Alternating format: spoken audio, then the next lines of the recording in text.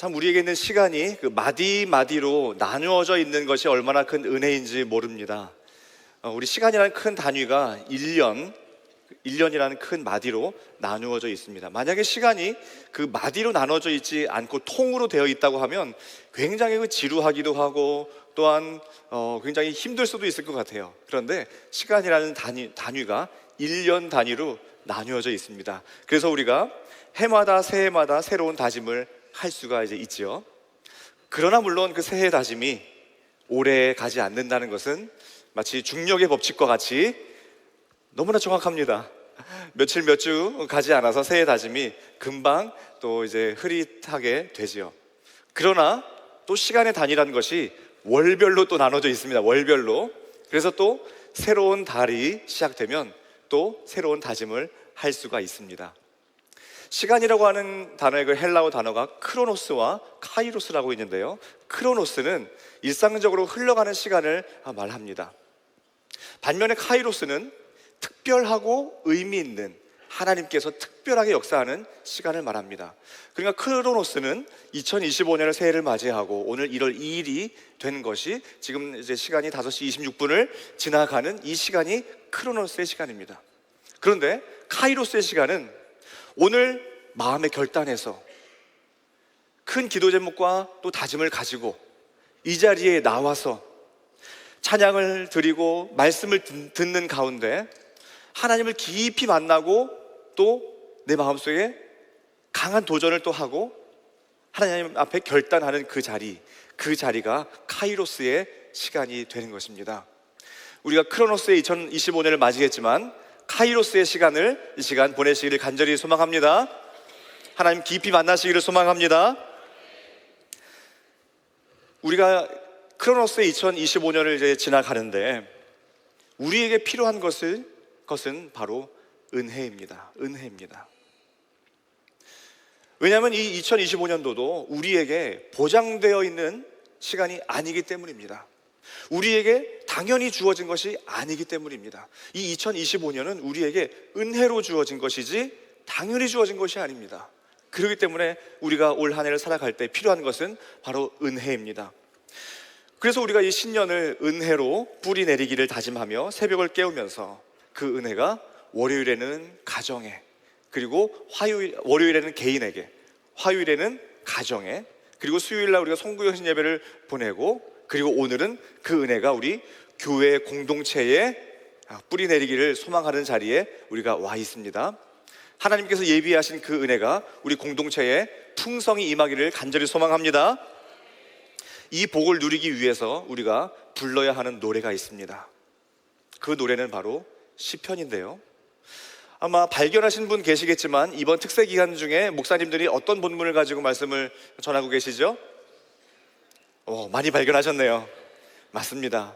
우리 설교자 목사님들께서 모여서 우리 이번 특세 기간에는 우리 시편을 가지고 말씀 묵상을 한번 해보자고 그렇게 기도하는 가운데 담임 목사님과 함께 시편이라는 성경책을 정했습니다.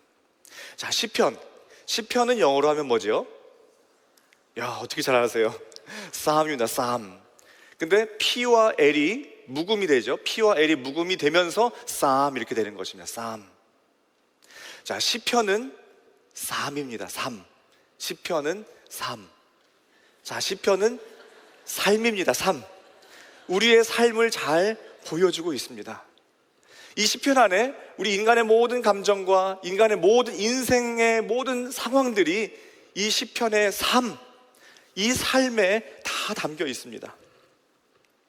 오늘 시편 기자는 기분이 좀 안 좋습니다. 왜냐하면 악인이 너무 잘 되기 때문입니다. 악인의 형통함을 보면서 오늘 시편은 기분이 안 좋습니다. 근데 우리도 그럴 때 있죠. 예수님 안 믿는 세상 사람들이 그들의 사업이 더 잘 되고 그들은 또 아프지도 않고 그들의 자녀들이 더 잘 되고 성공하는 모습을 볼 때면 괜히 우리는 누구에게 그 원망의 화살을 돌립니까? 하나님 왜 하나님 안 믿는 세상 사람들은 이렇게 잘 되는데 왜 이렇게 열심히 신앙생활하고 힘든 중에서도 열심히 믿으려고 애쓰는 왜 우리 가정은 이렇게 됩니까? 이렇게 어렵습니까? 그럴 때 많이 있습니다. 우리 원망을 하나님께 돌릴 때 있어요. 그런데 시편 기자는 그 비밀을 빨리 깨닫고 7절에서 이렇게 말하는데요. 우리 7절을 다 같이 한번 읽어보시겠습니다. 시작.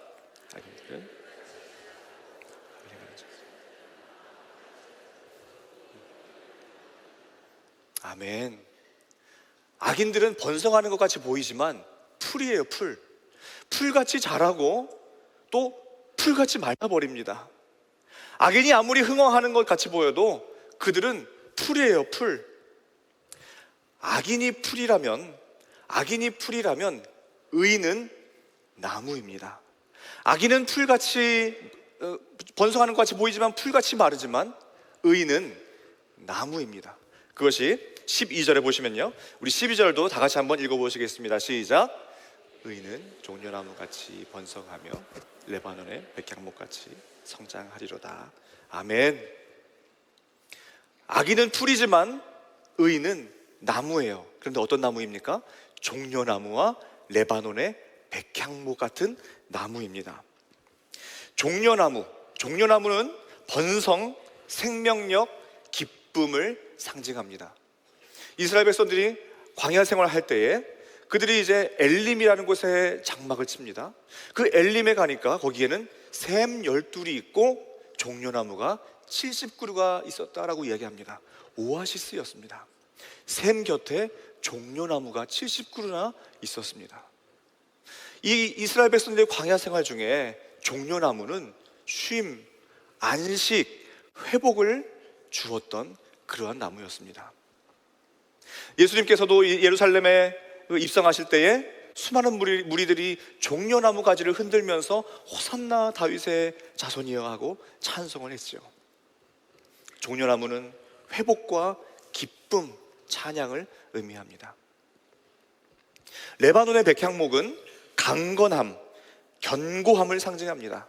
그래서 솔로몬 성전을 지을 때 이 레바논의 백향목이 성전 건축에 사용이 됐습니다.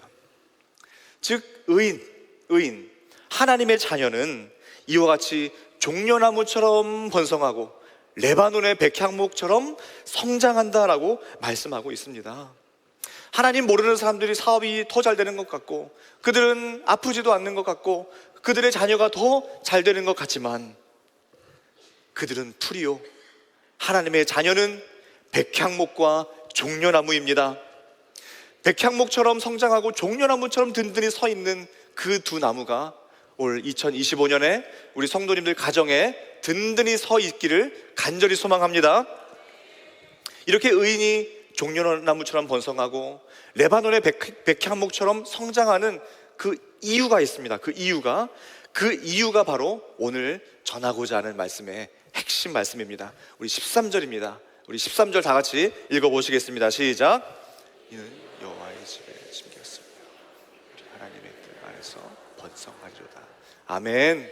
자, 그 이유가 무엇입니까? 이는 왜 종려나무처럼 번성하고 레바논의 백향목처럼 성장하느냐? 이는 그 이유는 여호와의 집에 심겼으며 여호와의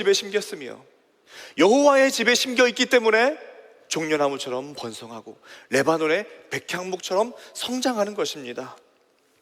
여호와의 집에 심겼기 때문에 이것이 이번 특세 주제인 은혜 안에 뿌리 내리는 기초요, 가장 중요한 모습의 그 기초입니다.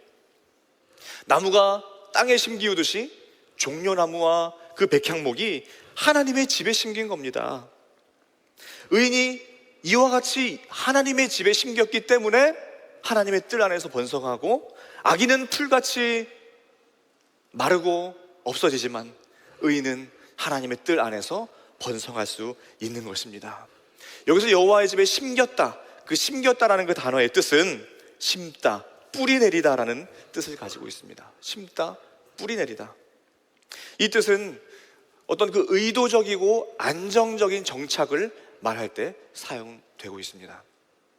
이 단어와 같은 단어가 쓰인 성경의 다른 본문은 우리가 월요일에 은혜 받았던 시편 1편 1절 말씀입니다. 시냇가에 심은 나무, 그 시냇가에 심다가 이 똑같은 단어가 심다. 그리고 또 예레미야 17장 8절 말씀에도 이 말씀을 우리 다 같이 한번 읽어보실까요? 같이 읽겠습니다. 시작. 그가 물가에 심어진 나무가 그 뿌리를 강변에 뻗치고 더위가 올지라도 두려워하지 아니하며 그 잎이 청청함 가무는 해에도 걱정이 없고. 아멘. 여호와의 집에 심기우면 이런 은혜가 있는 겁니다. 뿌리가 강변에 뻗칩니다. 더위가 올지라도, 이 더위는 고난을 말하죠. 고난이 올지라도 두려워하지 않습니다. 그 잎이 청청합니다. 가무는 해, 이 가뭄도 역시 인생의 고난을 말하죠. 이 가뭄이 와도 걱정이 없습니다. 결실이 그치지 않습니다. 그 이유가 무엇이라고요? 여호와의 집에 어떻게 했다고요? 심겨졌다. 여호와의 집에 심겨진 은혜가 있기 때문에 이와 같은 은혜가 있는 것입니다. 우리 성도님들 모든 가정에 이와 같은 그 은혜, 더위가 와도 항상 푸르고 걱정이 없고 두려움이 없고 결실이 있는 한 해 일평생 되시기를 간절히 소망합니다. 우리가 여호와의 집에 심겼다라는 것은 상상할 수 없는 놀라운 은혜가 우리에게 있는데요, 그 첫 번째는 사망에서 구원으로 옮기신 은혜입니다. 우리는 본질상 진노의 자녀입니다. 우리는 하나님과 단절되어서 영원한 멸망에 빠질 수밖에 없는 본질상 진노의 자녀입니다. 그 본질상 진노의 자녀인 우리를 하나님께서 하나님의 집으로 옮겨 심으셔서 하나님의 자녀로 삼으셨습니다. 본질상 진노의 자녀가 하나님의 자녀가 된 것입니다. 그것이 골로새서 1장 13절인데요 다 같이 한번 읽어보시겠습니다. 시작. 그가 우리를 흑암의 권세에서 건져내서 그의 사랑의 아들의 나라로 옮기셨으니. 아멘. 사랑의 아들의 나라로 옮기셨다. 하나님이 우리를 옮겨 심으신 겁니다. 이것이 하나님께서 우리를 옮겨 심으신 그 은혜입니다. 또한 여호와의 집에 심겼다는 것은 우리를 하나님의 성전 공동체, 믿음 공동체로 옮겨 심으신 은혜를 우리에게 보여주고 있습니다. 하나님은 먼저 우리를 한국에서 미국으로 옮겨 심으셨습니다. 한국에서 미국으로 올 때에 그 미국으로 오는 그 이야기 하려고 하면 1시간도 부족합니다. 1시간짜리 이야기는 없습니다. 다 몇 시간 이야기해야만 이게 한국에서 미국으로 온 이야기 할 수 있습니다.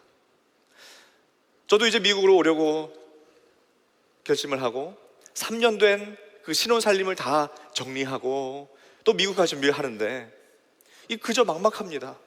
막막해요. 두렵습니다. 그때 이제 짐을 정리하면서 불렀던 그 찬양이 있어요.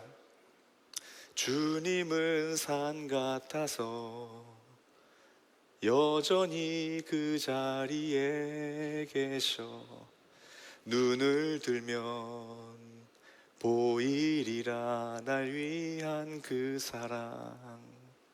이 찬양을 부르면서 주님은 하나님이 산이지, 그 든든한 산 되신 하나님 붙들고 왔어요. 우리 여러분들도 이 미국에 오시면서 얼마나 수많은 스토리를 가지고 이 미국에 오셨습니까? 하나님께서 우리를 한국에서 미국으로 옮겨 심으신 겁니다.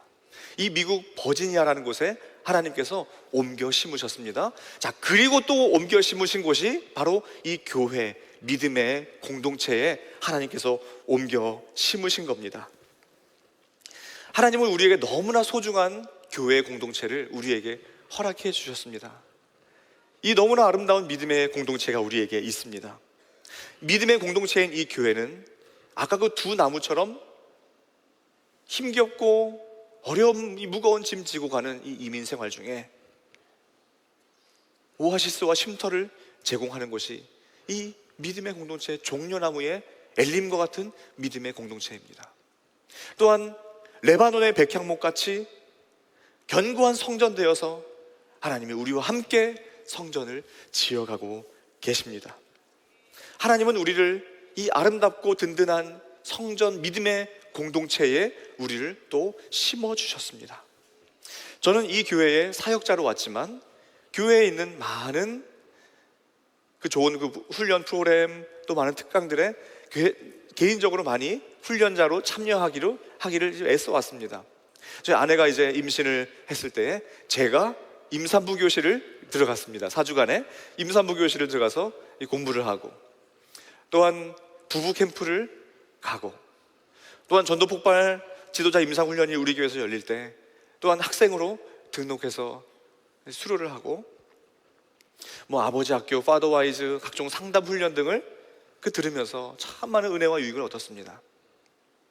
예배를 드릴 때마다 기쁘고, 온 가족 예배를 드릴 때면 이런 교회에 있는 것이 얼마나 행복한가, 너무나 행복을 누릴 때에 있습니다. 올해는 더욱더 순모임에 우리가 뿌리 내리는 한 해인데요, 순모임은 가족입니다. 우리가 가족이 한국에 있거나 또한 타주에 있으면 얼마나 많이 얼굴을 보나요? 얼마나 자주 연락을 하시나요? 그런데 순 식구들은 매주 교회에서 보고 예배합니다. 순모임에서 나눠서 교제하고 기도 제목을 나누고 함께 삶을 나눕니다. 어려움이 있을 때, 기도 제목 있을 때 순 식구들과 함께 나눕니다. 순모임은 그야말로 가족입니다. 참 은혜로운 예배, 훈련, 특강, 각종 섬김의 자리, 또한 순모임을 비롯한 많은 소그룹이 있는데, 올해는 또한 특별히 깜짝 놀랄 만한 놀라운 은혜의 그 집회들이 준비되어 있습니다. 이 놀라운 은혜의 그 자리들 앞에 우리가 그 자리에 함께하지 아니하고 한 걸음 뒤에 있거나, 또는 관심이 없거나, 아니면 구경꾼으로 있다면 그 얼마나 안타깝습니까? 이렇게 하나님께서 좋은 믿음의 공동체에 심어주셨는데 우리가 구경꾼으로 있다면 너무나 안타까운 일입니다. 독일의 삼림학자 페터 볼레벤이라는 사람이 나무 수업이라는 책에서 그 나무와 숲의 생태계에 대해서 책을 썼는데, 그 책에서 저자는 나무의 뿌리는 단순히 물과 영양분을 공급하고 흡수하는 역할에 그치지 않고 주변 나무들과 연결되고 소통하는 네트워크를 형성한다라고 이야기를 합니다. 나무들은 뿌리를 통해서 서로 정보를 교환한다고 해요. 그래서 병충해를 알리기도 하고 물과 영양분을 서로 공유한대요. 나무는 서로 그래서 가족같이 돌보고, 그 중에 어린 나무나 또한 병든 나무가 있으면 가까이 있는 건강한 나무가 뿌리를 통해서 약한 나무를 돕는다고 합니다. 그래서 이 네트워크를 가지고 그 WWW Wood Wide Web, Wood Wide Web이라고 그 저자는 불렀습니다. Wood Wide Web. 우리가 인터넷을 할 때 www라고 하잖아요. 인터넷 할 때. 그 인터넷 할 때 www는 월드 와이드 웹입니다. 월드 와이드 웹. 그런데 그러니까 인터넷이 그 월드 와이드 웹을 통해서 전 세계가 연결된 것처럼 나무도 뿌리를 통해서 우드 와이드 웹, 뿌리를 통해서 가족처럼 연결되어 있다는 거예요. 영양분과 물을 서로 공유하고 병충해가 있으면 서로 알리고, 이것이 그 곰팡이가 하는 역할이라고 하더라고요. 이 나무들은 숲을 이루어서 함께 하는 겁니다. 숲을 이루어서 생태계를 이루어서 함께 경쟁이 아닌 협력과 공생 관계를 한다고 해요. 우리 하나님의 집 공동체도 마찬가지입니다. 우리 하나님의 집 공동체도 하나님의 집에 뿌리를 내리기만 하면 서로 도우며 성장합니다. 서로 도우며. 그것이 에베소서 4장 16절 말씀에 그대로 나타나 있는데요, 우리 같이 한번 읽어보시겠습니다. 시작. 그에게서 온몸이 각 마디를 통하여 연결받음으로 연결되고 결합되어 각 지체에 분량대로 역사하여 그 몸을 자라게 사랑 안에서 스스로 세우느니라. 아멘. 이것이 아까 나무가 서로 뿌리를 통해서 도움을 받는 것과 똑같은 말씀입니다. 각 마디를 통하여 도움을 받으며 연결된다 그랬어요. 그래서 그 몸을 자라게 하는 것입니다. 그래서 우리가 예수님의 그 몸의 지체가 되어 서로 도움을 받고 서로 도움을 주고 연결되어서 우리가 서로를 자라게 하는 것입니다. 그래서 하나님의 집에 그 믿음 공동체에 심겨 있기만 하면 됩니다. 심겨지기만 하면 됩니다. 심겨지기만 하면 조금씩 뿌리를 내리고 옆에 있는 나무들이 함께 도와주고 영양분과 물을 함께 나누어 주고, 나무가 한 그루만 심겨져 있으면 홍수가 나면 다 쓸려 내려갑니다. 그런데 나무가 숲을 이루면 홍수가 나도 쓸려가지가 않습니다. 뿌리끼리 서로 잡아주기 때문에 그렇습니다. 하나님의 집 믿음의 공동체에 심겨지시기를 바랍니다. 서로 도움을 받으며 사랑 안에서 자라시기를 바랍니다. 또한 하나님의 집에 심겨졌다는 또 하나의 은혜는 영원한 집, 하나님의 영원한 나라 천국에 심겨졌다는 은혜입니다. 이 심겼다는 것은 좀 이게 정착한다, 뿌리를 내린다 하잖아요. 그런데 이 땅에서 삶이 뭐죠? 우리가 이 땅에서의 삶은 나그네 삶이잖아요. 이 땅에서의 나그네 삶과 심겼다는 것은 좀 맞지 않는 것처럼 보입니다. 왜냐하면 나그네 삶은 뿌리 내리는 것이 아니라 계속 이동하는 삶인데, 하나님의 집에 뿌리를 내렸다, 심겨졌다, 이것은 나그네 삶과는 좀 다릅니다. 자, 그래서 우리가 어떻게 이해를 해야 될까요? 그렇기 때문에 하나님의 집에 심겨졌다는 것은 하나님의 영원한 집, 곧 천국에 심겨졌다라는 것을 의미합니다. 우리는 이 세상의 발을 딛고 살아가지만, 비록 우리 발은 이 세상에 있지만 우리는 영원한 집 하나님 나라에, 하나님의 그 집의 모델 하우스를 우리가 살고 있는 겁니다. 우리가 살고 있는 이 집은 영원히 천국에서 거할 그 집의 모델 하우스입니다. 그것이 우리의 믿음 공동체이고, 우리가 이 땅에 발을 디디고 사는 모든 이 삶은 천국을 미리 맛보는 모델 하우스의 삶을 사는 것입니다. 그래서 우리가 하나님의 집에 심겨지면 천국의 집이 한 채씩 다 생기는 겁니다. 천국의 집이 다 생겨요. 천국의 집이 다 생기니까 이 땅의 집에 그렇게 생명 걸 필요가 없습니다. 비록 이 땅에 집이 비록 없어도 천국의 집이 있는 건 있으면 된 거 아닙니까? 또한 이 땅의 집이 아무리 으리으리해도 천국의 집만큼은 못하기 때문에 우리가 천국 사모할 수 있지 않겠습니까? 영원한 하나님 나라, 그 하나님의 집에 심겨졌다는 그것이 이 땅에 사는 우리에게 너무나 큰 은혜와 유익들이 있는데, 자, 이 땅에서 살면 우리가 그 영어 때문에 얼마나 힘들고 불편하고 답답합니까? 그냥 한국에 있으면 겪지 않아도 될 그 언어의 문제가 얼마나 참 불편하고 힘들어요. 그런데 천국에는 언어의 문제가 없습니다. 또한 이 땅에 살면서 우리가 신분의 문제를 얼마나 마음 졸이셨습니까? 얼마나 신분의 문제가 우리를 마음 졸이게 하고 힘들게 해요. 그런데 천국에는 신분 문제 없습니다. 또 이 땅에서 자녀가 아프고 부모님이 편찮으시고 또 아픈 가족을 볼 때마다 많이 힘든 경우 있습니다. 그런데 천국에 가면 엄마, 나 이제 괜찮아. 나 때문에 힘들었지. 여보, 나 이제 괜찮아. 아들아, 이제 엄마 괜찮아. 이제 아빠 괜찮아. 천국에는 다 괜찮습니다. 다 괜찮아요. 또 내가 힘들고 아프고 병상에 있어도 천국에는 없어요. 병상이 없습니다. 또한 이 땅에서 두려움과 불안과 막막함으로 힘들어한다 할지라도 천국에는 그런 불안이 없습니다. 하나님의 집에 뿌리를 내리면 고난도 이길 수 있습니다. 천국의 집이 있기 때문에 그렇습니다. 그러한 천국의 맛을 이 땅에서 우리 믿음의 공동체 안에서 천국의 모델 하우스를 보는 것입니다.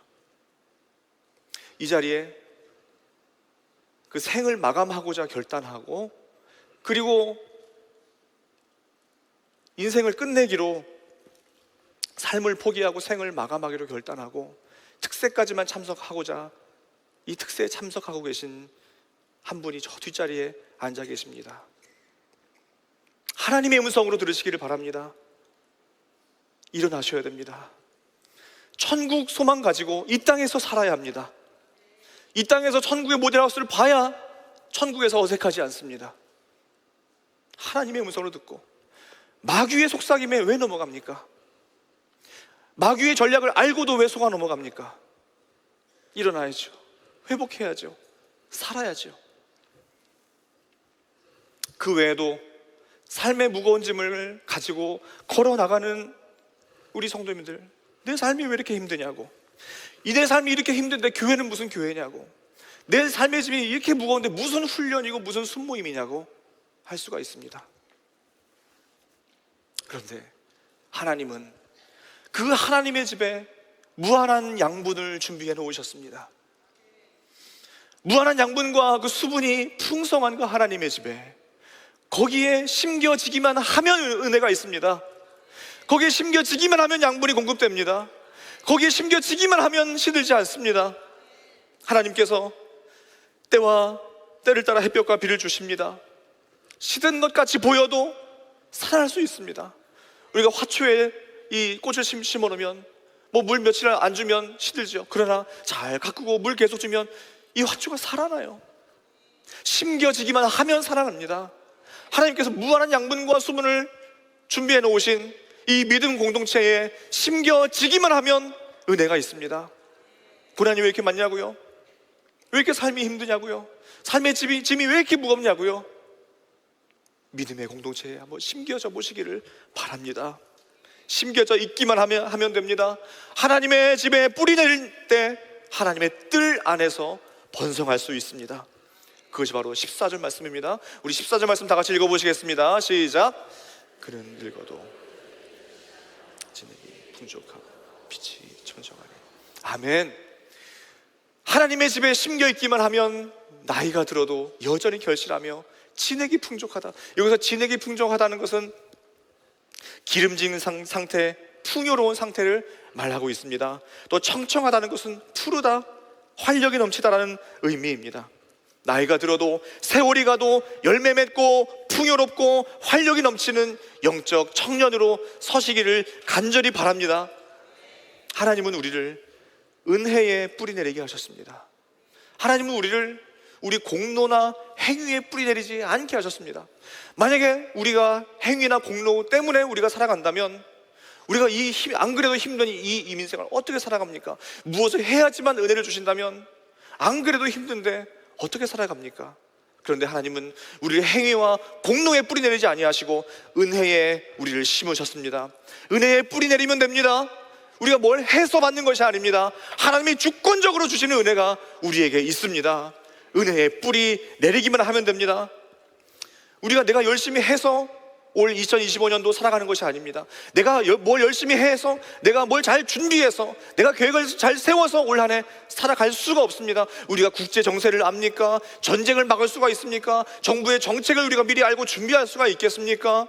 이 물질의 흐름을, 경제의 흐름을 우리가 알 수 있습니까? 또 안다고 해도 대비할 수가 있겠습니까? 몰라요, 못해요, 없어요. 우리는 은혜밖에 없습니다. 은혜밖에 없습니다. 은혜가 필요합니다. 그 하나님께서 농부되어 주셔서 우리를 하나님의 집에 심으시고, 그러기 위하여 하나님께서 아예 이 땅에 내려오셨어요. 하나님이 우리를 이 땅에 심기 위해서 이 땅에 내려오셨어요. 그것이 바로 예수 그리스도예요. 예수 그리스도가 이 땅에 십자가 지심으로 우리를 하나님의 나라로 완전히 옮겨 심으셨습니다.